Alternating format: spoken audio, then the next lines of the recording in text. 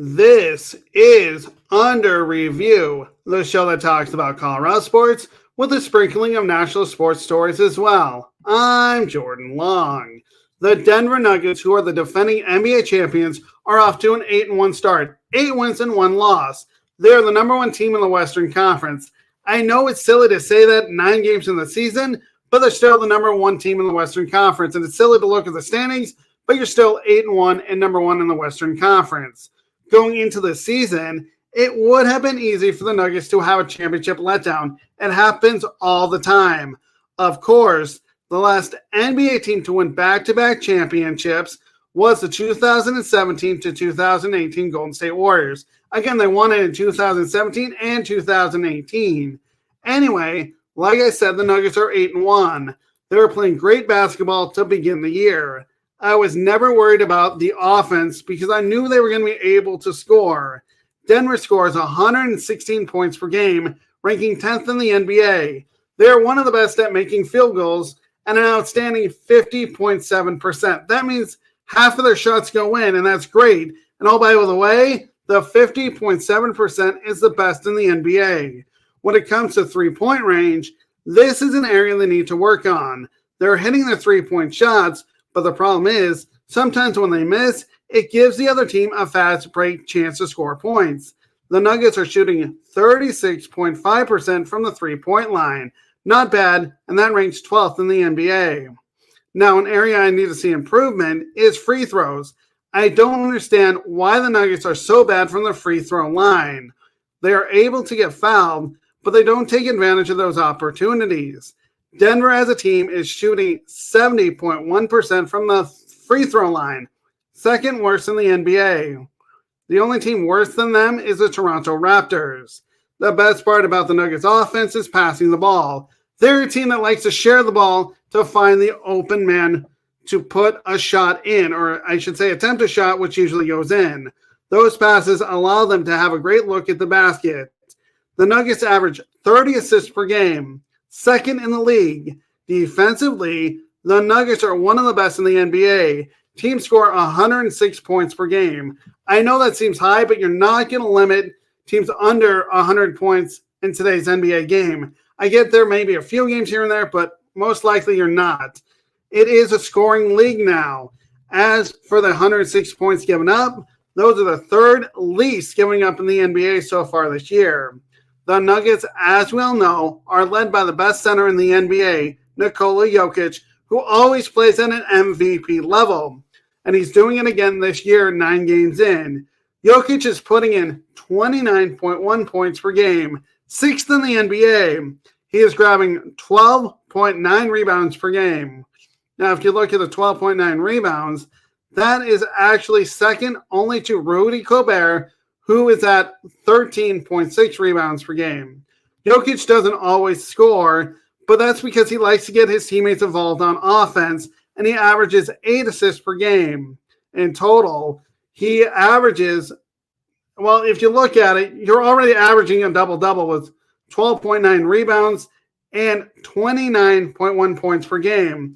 But even so, Jokic has 9 double-doubles and 3 triple-doubles. Oh, by the way, the double-doubles and triple-doubles lead the league. Now, he isn't doing it alone. The starting lineup is helping out as well. Jamal Murray, who is out with a hamstring injury, is still playing well when he's on the court, averaging 16.3 points per game and 8 assists per game. MPJ at 16 points. KCP, or Kentavious Caldwell-Pope, is scoring 10.2 points per game. The Nuggets are playing well at 8-1. Their only loss to this point was to Minnesota on the road on November 1st. Their worst game to this point, as they lost 110 to 89. Still, if you look at it, I know it's only 9 games into the season and 10% of the year, really, if you're looking at an 82-game season, but still you want to have a great start, which they have. They will face the Houston Rockets on Sunday as they look to improve on their record. Moving on to the Chicago Cubs. Now, the Chicago Cubs, as well know, had a chance to earn a playoff spot in September. I mean, it looked great for them with a record of 72 and 63 on September 1st. 72 wins and 63 losses. They were in complete control as a second wildcard team. While somebody forgot to tell the Cubs there are more games in September than the start of September. Well, September didn't go so well, or should I say the rest of September didn't go so well. They finished with an 83-79 record, missing the postseason. Now, if you look at it, that means the Cubs went 11-16, 11 wins and 16 losses in September. It looked like the Cubs were going to keep manager David Ross at the end of the season. Well, they had a change of heart and hired Craig Counsell as their next manager. Now, I never thought a change would happen so soon. Ross had 2 years left on his contract. The next year, 2024, was guaranteed, but 2025 was a club option, meaning Jed Hoyer, who is the president of baseball operations for the Cubs, could decide his future. At the end, though, Jed Hoyer decided it was time to let David Ross go. Ross, of course, when he was hired, didn't have any experience. The franchise was familiar with him because he was their catcher from 2015 to 2016. Apparently, that was good enough for the Cubs to hire Ross after they fired Joe Maddon, who, by the way, led the Cubs to the 2016 World Series, following an 84-78 record in 2019. I didn't agree with the hiring at that time. The reason why was I wanted someone with managerial experience. It didn't make sense for Ross to take over. His first year was tough. What do I mean by that? It was a COVID-shortened year when baseball teams only played 60 games. The Cubs, though, went 34-26 under Ross, earning a playoff spot. And if you really look at it, who knows what they would have done if it was a 162-game regular season schedule.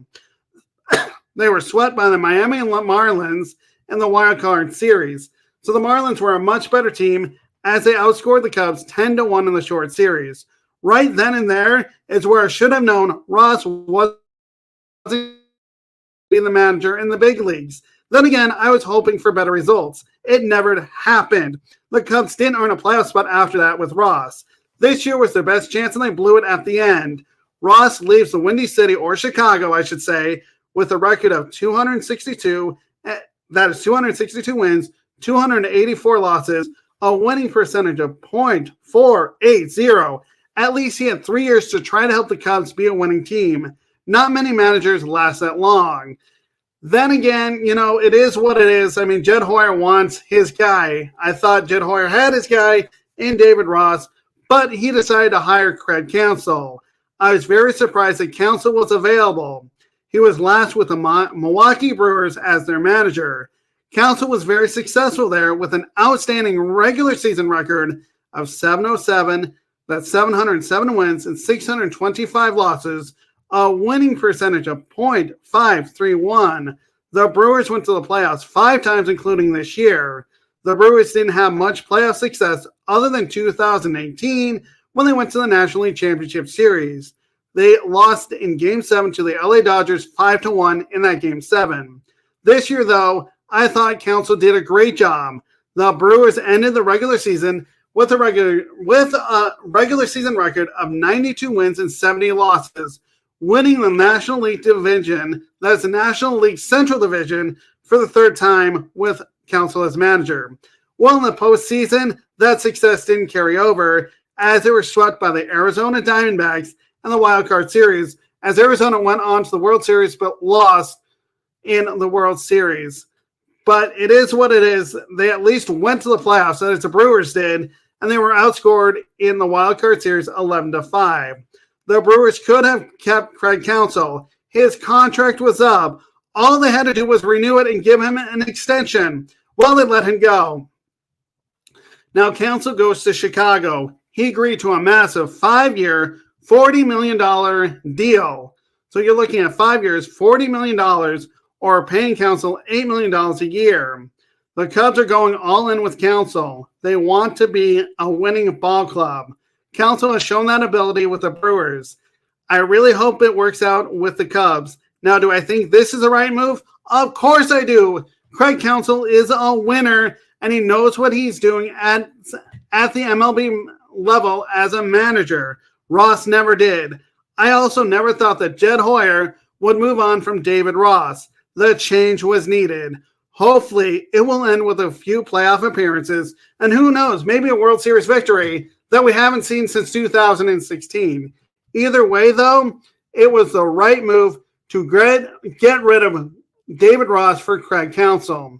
On to my NFL picks of the week. Last week, I went 4-1. We will start with the San Francisco 49ers versus the Jacksonville Jaguars. The 49ers are a 3-point favorite.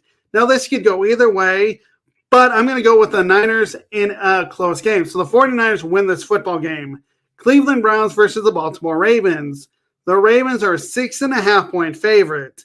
The Browns are playing great football this year, but the Ravens are the better team, and they will have a tough time. That is, the Browns are going to have a tough time stopping Lamar Jackson and that Ravens offense as the Ravens get the win. New Orleans Saints versus the Minnesota Vikings. New Orleans is a 3-point favorite. This will be a close game, but I'm going with the New Orleans Saints. The Detroit Lions versus the LA Chargers. The Lions are a 3-point favorite, and that's who's going to win the football game. The Houston Texans versus the Cincinnati Bengals. The Bengals are a 6.5-point favorite. This could be a great game and a close game, but I think the Bengals are the better team. The Texans will be in the game, but the Bengals will end up with the victory. So my picks again, San Francisco versus Jacksonville, San Francisco. Cleveland versus Baltimore, I'm going with Baltimore. New Orleans versus Minnesota, New Orleans. Detroit versus LA, I'm going with Detroit. Houston versus Cincinnati, Cincinnati. I'm Jordan Long. Follow me on Twitter at SportsScoop1. Read my blog that I write Monday through Thursdays at sports-scoop.com. So again, follow me on Twitter at SportsScoop1 and read my blog that I write Mondays through Thursdays at sports-scoop.com. Thank you for watching Under Review. Have a great week and day, and I will see you next week, or should I say next time, here